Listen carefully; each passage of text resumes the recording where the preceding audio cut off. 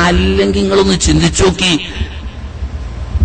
8 റക്അത്ത് നബി സല്ലല്ലാഹു അലൈഹി വസല്ലം തങ്ങൾ നിസ്കരിക്കുക, എന്നിട്ട് ഉമറുൽ ഫാറൂഖ് റളിയല്ലാഹു അൻഹുവിന്റെ വക 12 റക്അത്ത് മൂപ്പര പോക്കറ്റ് ഒന്ന് കൂട്ടിക്കൊടുക്കുക, എന്നിട്ട് 20 നിസ്കരിക്കാൻ വേണ്ടി മുസ്ലിം ഉമ്മത്തിനോട് പറഞ്ഞാല് അത് കഥ വേറെ ആയിരിക്കും. മുസ്ലിം ഉമ്മത്തിന് മനസ്സിലാഞ്ഞിട്ടാ.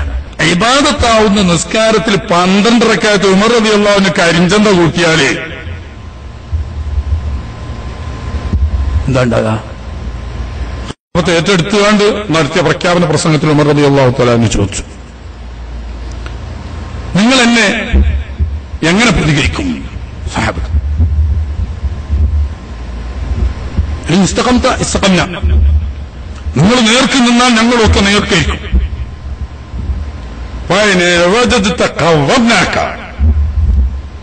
പറഞ്ഞാൽ നേർക്ക് ഞങ്ങൾ നിർത്തും.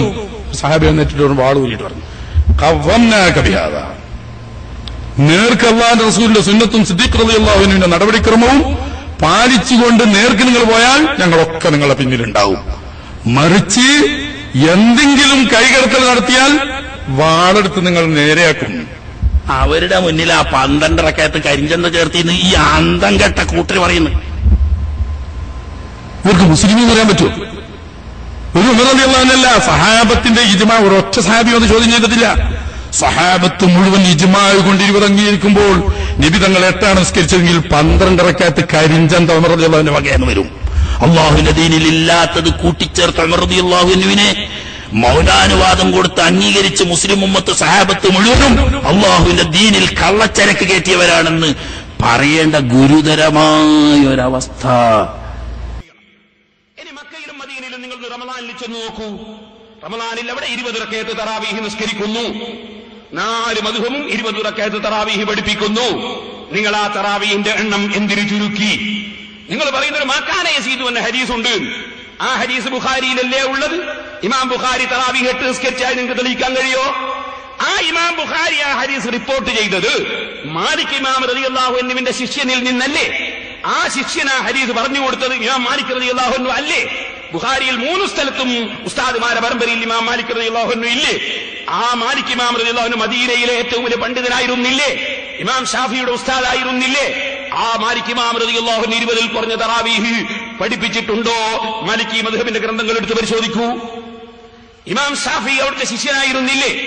ആ ഇമാം ഷാഫി 20-ൽ കുറഞ്ഞ തറാവീഹ് പഠിപ്പിച്ചിട്ടുണ്ടോ?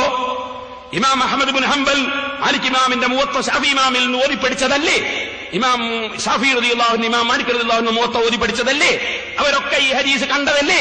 അവർക്കൊക്കെ മനസ്സിലായി ഈ ഹദീസ് ഒരിക്കലും തറാവീഹിനെ കുറിച്ചല്ല, അത് വിത്റിനെ കുറിച്ചാണെന്ന്. കാരണം ആ ഹദീസ് പറഞ്ഞത് ഇമാം ബഹുമാനപ്പെട്ട ബീവി ആയിഷ ബീവിയാണ്. ആ ആയിഷ ബീവി റളിയല്ലാഹു അൻഹ മദീനത്തെ പള്ളിയുടെ തൊട്ടടുത്ത ചുമരിന്റെ അപ്പുറത്ത് റൂമിൽ വെച്ച് മഹദി അവിടുന്ന് റൂമിന്റെ ഉള്ളിൽ വെച്ച് തറാവീഹ് നിസ്കരിക്കുന്നുണ്ട്. ആ സമയത്ത് 36 കൊല്ലത്തോളം മദീനത്തെ പള്ളിയിൽ 20 റക്അത്ത് തറാവീഹ് നടക്കുകയാണ്. ആയിഷ ബീവി പറയുന്നില്ല അവിടുത്തെ നിസ്കാരത്തിന്റെ എണ്ണം കൂടിപ്പോയി എന്ന് പറയുന്നില്ല. കാരണം ആയിഷ ബീവിക്കറിയാം ഞാൻ പറഞ്ഞത് വിത്റിനെ കുറിച്ചാണ്. ആയിഷ ബീവിയോട് തന്നെ ചോദിച്ചു, അംബീനി അംബിതിർ റസൂലില്ലാഹി, റസൂലുള്ളാഹിന്റെ വിത്റിന്റെ എണ്ണം എത്രയാണെന്ന് പറഞ്ഞു തരൂ ഉമ്മ.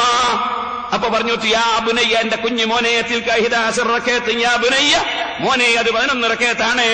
അപ്പൊ വിത്റാണ് 11. അല്ലാഹുവിന്റെ റസൂൽ അതിനേക്കാൾ വർദ്ധിപ്പിച്ചിട്ടില്ല എന്ന് പറഞ്ഞു ആയിഷ ബീവി എന്നെ പറയും. പക്ഷേ നിങ്ങൾ പറയുന്ന ആയിഷ ബീവിക്ക് മനസ്സിലായിട്ടില്ല, മാലിക് ഇമാമിന് മനസ്സിലായിട്ടില്ല, ബുഖാരി ഇമാമിന് മനസ്സിലായില്ല, ഷാഫി ഇമാമിന് മനസ്സിലായില്ല, അഹ്മദ് ബിൻ ഹംബലിന് മനസ്സിലായില്ല, അബൂ ഹനീഫയ്ക്ക് മനസ്സിലായില്ല. മനസ്സിലായത് ആർക്ക്? മനസ്സിലായത് നമ്മളെ ഈ ഷാർജ ഉസ്താദ്, അല്ലെങ്കിൽ ഏതോ ഒരു മൗലവി, അല്ലെ ഒരു മാഷിക്. എന്തൊരു ലോകമാണിത്! ഞാൻ ചോദിക്കട്ടെ, മക്കയിലും മദീനയിലും അള്ളാഹുവിന്റെ റസൂലിന്റെ കാലം മുതൽ ഇന്ന് വരെ നിസ്കരിച്ച ഒരൊറ്റ ഇമാമിനും തറാവീഹിന്റെ എണ്ണം മനസ്സിലായില്ല എന്ന് പറയണമെങ്കിൽ തലച്ചോറുണ്ടാകണം. 1400 കൊല്ലമായിട്ട് ഒരാൾക്കും തറാവീഹിന്റെ എണ്ണം മനസ്സിലായില്ല. നിങ്ങൾക്ക് രണ്ടാൾക്ക് മാത്രം മനസ്സിലായി എന്ന് വിശ്വസിക്കണമെങ്കിൽ ഞങ്ങളെ തലച്ചോറ് ഇവിടെ കൊണ്ടുപോയി വെക്കണം.